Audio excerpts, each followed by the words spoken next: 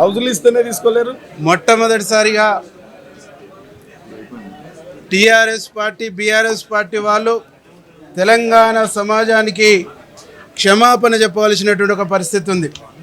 ఎందుకంటే 10 సంవత్సరాల కాలంలో శాసనసభను మీరు ఎట్లా నడిపిరో చూసిర్రు. శాసనసభలో బడ్జెట్ మీద చర్చ కానీ, పద్దుల మీద చర్చ కానీ, ఏ అంశం మీదనైనా ప్రతిపక్షాలను మీరు ఎట్లా గౌరవించినరో, ప్రతిపక్షాలకు మీరు ఎంత టైం ఇచ్చిర్రో, ప్రతిపక్షాల పట్ల మీరు అనుసరించినటువంటి తీరు, మీరు అనుసరించినటువంటి విధానాన్ని తెలంగాణ సమాజం చూసింది. ఇవాళ తగుదమ్మా అని చెప్పేసి మీరేదో ప్రజాస్వామ్యాన్ని కాపాడినట్టు, ప్రతిపక్షాలను మీరు గౌరవించినట్టుగా ఈరోజు మీరు మాట్లాడవలసిందంతా మాట్లాడి 2 గంటల సేపు సభా సమయాన్ని వృధా చేసి 2 గంటలు సుదీర్ఘమైన ఉపన్యాసం ఇచ్చి మిగతా పక్షాలను మాట్లాడనీయకుండా మిగతా పక్షాల యొక్క హక్కుల్ని కారరాస్తూ ఈరోజు మీరు అసెంబ్లీ నుంచి వెళ్ళిపోయేటువంటి ఒక ప్రణాళికను రెడీ చేసుకొని ఈరోజు మమ్మల్ని బదనం చేసేటువంటి కార్యక్రమం చేస్తాము. గౌరవ ముఖ్యమంత్రిని ఏకపద వాక్యంతో మాట్లాడతారు. ముఖ్యమంత్రి అంటే గౌరవం లేదు, సభ అంటే గౌరవం లేదు, సభ అంటే మర్యాద లేదు. ఒక అహంకారపూరితమైనటువంటి ధోరణితో ఇవాళ బీఆర్ఎస్ పక్షం ఉంది. ఒక అహంకారానికి నిదర్శనం అయిన రాజకీయ నాయకులు ఎవరంటే అది బీఆర్ఎస్ పార్టీ వాళ్ళు అనేటువంటిది చాలా స్పష్టమవుతా ఉంది.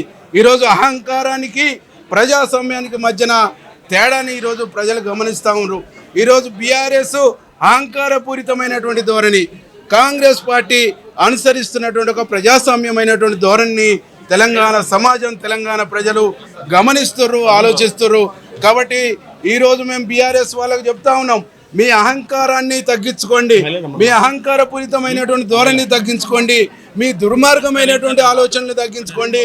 ప్రజాస్వామ్యయుతంగా నడుస్తున్నటువంటి అసెంబ్లీని, ప్రజాస్వామ్యయుతంగా నడుస్తున్నటువంటి ప్రభుత్వానికి మీరు నిర్మాణాత్మకమైనటువంటి సూచనలు చేసేది పోయి ఈరోజు ఇట్లా బదనం చేయటము, ఈరోజు ఇట్లా అల్లరి చేయటం అనేటువంటిది మీ యొక్క అరాచకానికి పరాకాష్ట తప్ప ఇంకోటి కాదు అని చెప్పేసి ఈ సందర్భంగా మేము గుర్తు చేస్తా ఉన్నాం.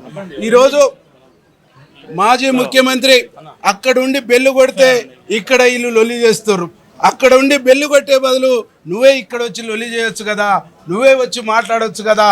బడ్జెట్ ప్రవేశపెట్టిన తర్వాత బడ్జెట్ను చీల్చి చెండాడుతానన్న మాజీ ముఖ్యమంత్రి గారు బడ్జెట్ ఒట్టి క్రాస్ అని చెప్పినటువంటి మాజీ ముఖ్యమంత్రి గారు బడ్జెట్ సమావేశాలలో ఎందుకు హాజరు కాలేదు, బడ్జెట్ మీద ఎందుకు తన పార్టీ అభిప్రాయాన్ని చెప్పలేదో ఈరోజు తెలంగాణ సమాజానికి ఆన్సర్ సమాధానం చెప్పాల్సినటువంటి అవసరం ఉందని చెప్పేసి తెలియజేస్తూ బీఆర్ఎస్ వాళ్ళు ఇకనైనా బుద్ధి మార్చుకొని మంచిగా నడుస్తున్నటువంటి అసెంబ్లీకి, మంచిగా నడుస్తున్నటువంటి హౌస్కు సహకరించాలని విజ్ఞప్తి చేస్తా ఉన్నాం.